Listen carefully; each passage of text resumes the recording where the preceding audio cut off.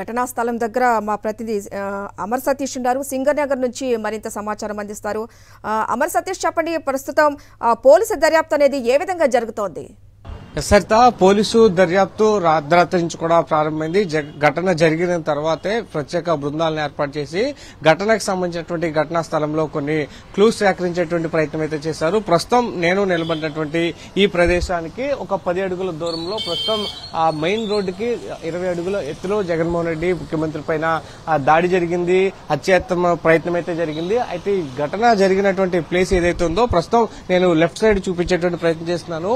ప్రభుత్వ high school ఇది, Vivekananda high school. ఈ హై స్కూల్ కి సంబంధించినటువంటి కార్నర్ ఏదైతే ఉందో అశోకవనం చెట్టు గ్రీన్ కలర్ ఏదైతే కనిపిస్తుందో ఆ చెట్టు మొదల నుంచి ఆ ఏదైతే గోడ కనిపిస్తుందో ఆ గోడ ప్రదేశం నుంచి కూడా దాడి జరిగినట్టుగా కూడా పోలీసులు అనుమానిస్తున్నారు. ప్రాథమికంగా ఒక అంచనా కూడా వచ్చారు. ఎందుకంటే జగన్మోహన్ రెడ్డి విజయవాడ నగరంలోంచి ప్రస్తుతం నా వెనుక కనిపిస్తున్నటువంటి మెయిన్ రోడ్ ఏదైతే ఉందో ఆ మెయిన్ రోడ్ మొత్తం కూడా డాబా కుట్లు సెంటర్, సింగనగర్ ఫ్లైఓవర్ దిగిన తర్వాత అశేష జనవాహినితో డాబా కుట్లు సెంటర్ మీదుగా ఇదే రోడ్ లో స్ట్రైట్ గా వస్తున్నటువంటి క్రమంలో ప్రస్తుతం ఇంచుమించుగా నేను నిలబడినటువంటి ప్రాంతానికి వచ్చేసరికి పెద్ద ఎత్తున ప్రజలు ఉండడము, రైట్ సైడ్ ఏదైతే బిల్డింగ్ కనిపిస్తుందో ఆ బిల్డింగ్ పైన పెద్ద ఎత్తున ప్రజలు స్వాగతం పలుకుతూ సీఎం సీఎం అంటూ నినాదాలు చేస్తున్నటువంటి సందర్భంలో ఎక్కువ మంది అక్కడ ఉన్నారు. వారందరికీ కూడా జగన్మోహన్ రెడ్డి అభివాదం చేస్తూ ముందుకు కదులుతున్నటువంటి సందర్భంలో సరిగ్గా 8 గంటల 10 నిమిషాలకు జరిగినట్టు కూడా అంచనా వేస్తున్నారు. 8 గంటల 10 నిమిషాలకు బలమైనటువంటి రాయి వచ్చి సీఎం వైఎస్ జగన్మోహన్ రెడ్డి కణితి పైన నుదుటి పైన తగిలేటువంటి పరిస్థితుల్లో కంటి పై భాగంలో తగిలింది. అత్యంత వేగంగా దూసుకొచ్చినటువంటి విధానాన్ని బట్టి ఎంపీ కేశినేని నాని కూడా అనుమానం వ్యక్తం చేశారు, ఏదైనా ఎయిర్ గన్ ఉపయోగించి ఉంటారని. కానీ రాయి వచ్చినటువంటి స్పీడ్ కావచ్చు, రాయి దిగినటువంటి ప్రదేశంలో జరిగినటువంటి మార్క్స్ కావచ్చు, వి మార్క్స్ వై మార్క్స్ షేప్ లో జగన్మోహన్ రెడ్డి కంటి పై భాగంలో జరిగాయి. కాబట్టి ఖచ్చితంగా ఆ రాయి పదునైన రాయి కాకుండా ఆ క్యాట్ బాల్ లాంటి వస్తువు నుంచి వచ్చినట్టుగా కూడా అనుమానిస్తున్నారు. చాలా వేగంగా వచ్చింది. సీఎం వైఎస్ జగన్మోహన్ రెడ్డి తగిలిన తర్వాత ఇక్కడ సెంట్రల్ అభ్యర్థి మల్లాది విష్ణు కంటికి కూడా బలంగా తగిలింది. అయితే ఈ 2 ప్లేస్ నుంచి ఇద్దరికి కూడా తగిలినటువంటి విధానం కూడా చాలా స్పీడ్ గా వస్తాయి కానీ ఇద్దరు వ్యక్తులకు గాయం జరిగేటువంటి అవకాశం ఉంది. కాబట్టి జగన్మోహన్ రెడ్డి కూడా 3 కుట్లు వేశారు. లోపల ఎలాంటి పార్టికల్స్ లేకుండా మొత్తం క్లీన్ చేసి రాత్రి కూడా ఆయనకి చికిత్స అందించారు. అయితే జరిగినటువంటి విధానానికి సంబంధించి మాత్రం పోలీసులు స్పష్టమైనటువంటి అంచనాకు వచ్చారు. లెఫ్ట్ సైడ్ నుంచి మాత్రమే జరిగింది. ఎందుకంటే రైట్ సైడ్ జనావాసాలు ఉన్నాయి, ఎక్కువ మంది ప్రజలు ఉన్నారు, పబ్లిక్ ఉన్నారు. జగన్మోహన్ రెడ్డి బస్సు యాత్రకు అటెండ్ అవుతున్నటువంటి కార్యకర్తలు కావచ్చు, అభిమానులు కావచ్చు, వేల సంఖ్యలో ఉన్నారు. అయితే ఈ లెఫ్ట్ సైడ్ మాత్రం ఎవరూ లేరు. ప్రభుత్వానికి సంబంధించినటువంటి స్కూల్, ఈ స్కూల్లో కూడా ఏ విధమైనటువంటి లైట్ లేదు. ఈ లైట్ లేకపోవడంతో జగన్ కు సంబంధించినటువంటి అటాక్ చేయడానికి, హత్యాయత్నం ప్రయత్నం చేయడానికి స్కూల్ ఎంచుకున్నారు. స్కూల్ వెనుకున్నటువంటి పెద్ద వేప చెట్టు కావచ్చు, అశోకవనం చెట్టు కావచ్చు, ఆ వెనక ఉన్నటువంటి చెట్లన్నీ కూడా చీకటిగా ఉన్నాయి, చాలా డార్క్ గా ఉంది. ఏ విధమైనటువంటి లైటింగ్ సిస్టమ్ కూడా ఇక్కడ లేదు. కాబట్టి అక్కడి నుంచి అటాక్ చేయాలనుకున్నారు. అయితే వెళ్లడానికి మాత్రం ఇటు నుంచి దారి లేదు. స్కూల్ ముందు నుంచి రావాల్సి ఉంటుంది. ప్రస్తుతం మనం నిలబడి చూపిస్తున్నంత కూడా స్కూల్ వెనక భాగం. అయితే స్కూల్ లోపల నుంచి వచ్చి ఈ ప్రాంతంలో దాగి ఉండి కరెంటు లేని సందర్భంలో అటాక్ చేశారనేది కూడా పోలీసులు అనుమానిస్తున్నారు. అయితే 3 సార్లు కరెంటు పోయినటువంటి విషయంపై కూడా పోలీసులు దృష్టి సారిస్తున్నారు. సీఎం బస్సు యాత్ర జరుగుతున్న సందర్భంలో అటు బస్సుకు కావచ్చు, ప్రజలకు కావచ్చు కరెంటు వైర్లకు తగిలేటువంటి అవకాశం ఉన్నది. కొన్ని ప్రమాదాలు జరిగే అవకాశం ఉన్న చోట్ల మాత్రమే విద్యుత్ శాఖ అధికారులు కరెంటు సరఫరా నిలిపివేస్తున్నారు. సరిగ్గా ఇదే అంశాన్ని, ఇదే విషయాన్ని అటు దుండగులు కూడా అంచనా వేశారు. అటాక్ చేయడానికి, హత్యాయత్నం చేయడానికి కూడా, హత్యాయత్నం ప్రయత్నం చేయడానికి కూడా ఈ కారణాన్ని ఉపయోగించుకున్నారు. కరెంటు లేని సందర్భంలో, కరెంటు లేని సమయంలో అటాక్ చేయవచ్చని ఎవరు లేని ప్రాంతాన్ని ఎంచుకోవడము, కరెంటు లేని ప్రాంతాన్ని సమయాన్ని ఎంచుకోవడము, రాయి తగిలిన తర్వాత లోపలికి చొచ్చుకెళ్లేలా ఉంది కాబట్టి వి లేదా వై మార్క్స్ షేప్స్ పడ్డాయి. కాబట్టి రాయి చాలా పదునైన ఒక ఫైన్ స్టోన్ అని కూడా వైద్యులు వెల్లడించారు. కాబట్టి ఈ అన్ని కూడా ఒక గతంలోనే ట్రైనింగ్ తీసుకుని లేదా గతంలోనే ఇలాంటి పక్షులను కానీ మనుషులను కానీ దూరం నుంచి కొట్టేటువంటి వ్యవస్థ ఏదైతే ఉందో అదంతా కూడా అవగాహన చేసుకున్న వ్యక్తులైతేనే ఇది చేయగలుగుతారు. బాగా ప్రాక్టీస్ ఉన్నటువంటి వ్యక్తులు మాత్రమే ఇలాంటి షూట్ చేయగలుగుతారు. అయితే 30 నుంచి 35 అడుగులుగా దూరం మాత్రమే ఉంది. ఆ టార్గెట్ ని చాలా దగ్గరగా వచ్చిన తర్వాత, జగన్మోహన్ రెడ్డి చాలా దగ్గరగా వచ్చిన తర్వాత కణితి పైన కొట్టినా, ఇక్కడ నుదుటి భాగంలో గట్టిగా చొచ్చుకెళ్లినా కూడా మనిషి ప్రాణాలు కోల్పోయేటువంటి అవకాశం, తీవ్రమైనటువంటి రక్తస్రావం వెంటనే జరిగే అవకాశం అవకాశం ఉంది. చాలా సందర్భాల్లో చూస్తాం బుల్లెట్ దిగినప్పుడు కణితి భాగంలో దిగినా నుదుటి భాగంలో దిగినా వెంటనే స్పృహ కోల్పోవడము ప్రాణాలు కోల్పోవడం జరుగుతుంది. అలాంటి దుశ్చర్యకే ఇప్పుడు పాల్పడినట్టుగా కూడా స్పష్టంగా అర్థమవుతుంది. ఈ అన్ని అంశాలపై కూడా పోలీసులు దృష్టి సారిస్తున్నారు. ఎవరైతే ఈ ప్రాంతంలో గతంలో ఎవరైనా సంచరించారా, సీఎం షెడ్యూల్ విడుదలైనటువంటి 2 రోజులుగా సీఎం షెడ్యూల్ వస్తుంది.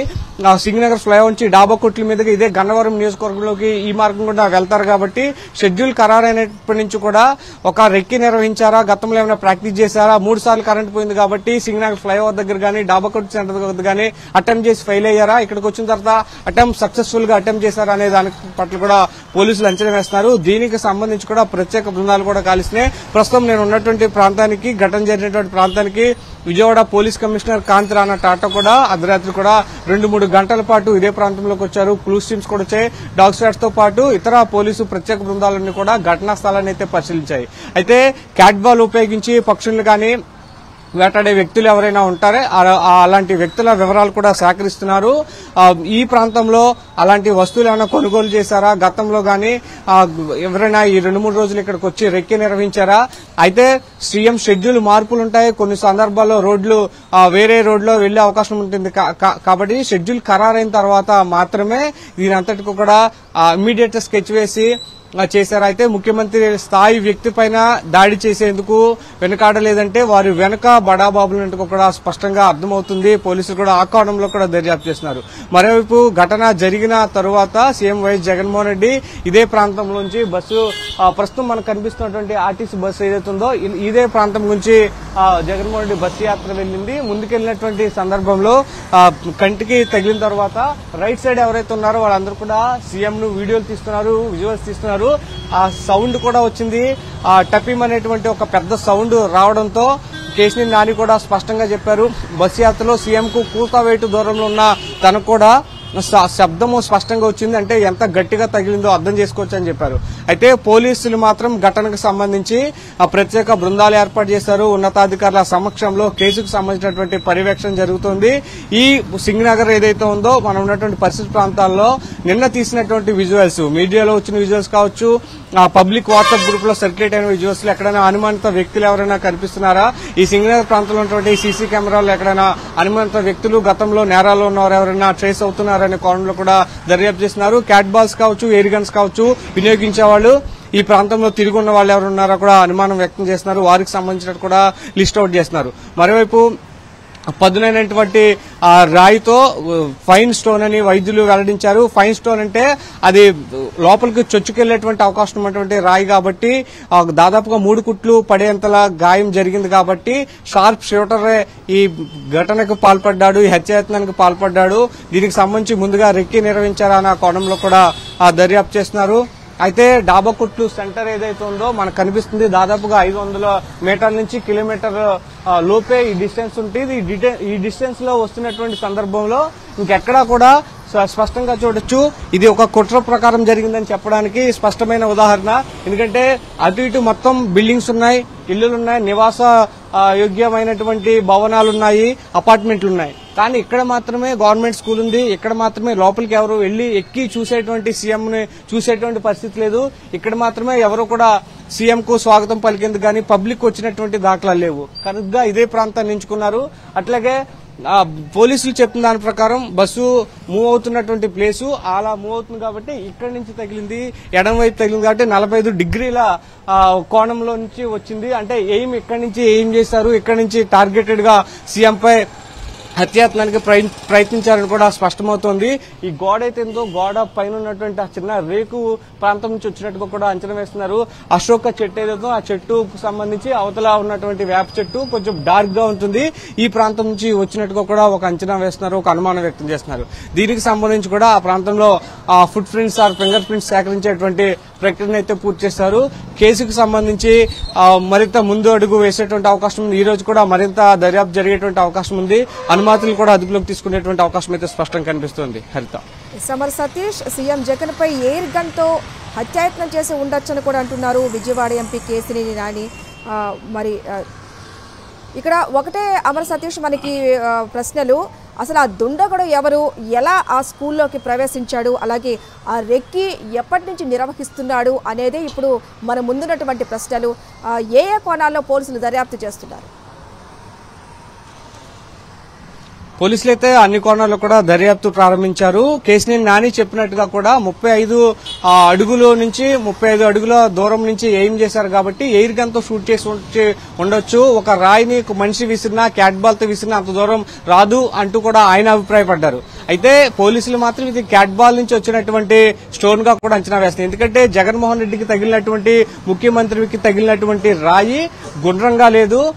గుండ్రంగా రాయి తగిలి ఉంటే బౌన్స్ అయి ఉండేది, చర్మం కేవలం చిట్లు ఉండేది. కానీ సీఎం తగిలినటువంటి రాయి మాత్రం వి షేప్ లో తగిలింది. అంటే ఆ రాయి రౌండ్ గా లేదు, అంటే గన్ లోకి వెళ్లేటువంటి అవకాశం లేదు. కాబట్టి క్యాట్ బాల్ నుంచి వచ్చింది అన్నట్టు కూడా ఇవన్నీ కూడా ప్రాథమిక అంచనాలు మాత్రమే. అసలు రాయి ఎందులోంచి వచ్చింది, ఖచ్చితంగా రాయి తగిలింది కాబట్టి ఆ రాయి డైరెక్ట్ గా గన్ లోంచి వచ్చిందా, ఎయిర్ గన్ లోంచి వచ్చిందా, లేదంటే క్యాట్ బాల్ నుంచి వచ్చిందా అనేది మాత్రం ప్రస్తుతానికి ఇంకా నిర్ధారణ కాలేదు. ఎటు నుంచి వచ్చింది అనేటువంటి అంశంపై మాత్రం ప్రాథమిక ఒక అంచనాకైతే వచ్చారు. ఎవరూ లేని ప్రాంతము, చీకటిగా ఉన్న ప్రాంతాన్ని ఎంచుకున్నారు. ఖచ్చితంగా గతంలో ఇలాంటి నేరాలకు పాల్పడిన వ్యక్తులే, గతంలో ఇలాంటి అటెంప్ట్స్ చేసినటువంటి వ్యక్తులే స్పష్టంగా చేశారని కూడా అనుకోవచ్చు. ఎందుకంటే ముఖ్యమంత్రి స్థాయి వ్యక్తి పైన దాడి చేయడం ఆషామాషి విషయం కాదు. దీనికి సంబంధించి ఒక బడాబాబులు ఎవరైనా చెప్తేనో, ఎవరైనా పురమాయిస్తేనో, సుపారీ ఇస్తేనో చేసినట్టుగా కూడా స్పష్టంగా అర్థమవుతుంది. దీనికి సంబంధించి షార్ప్ షూటరే దీనికి సంబంధించి ఉన్నారనుకోవచ్చు.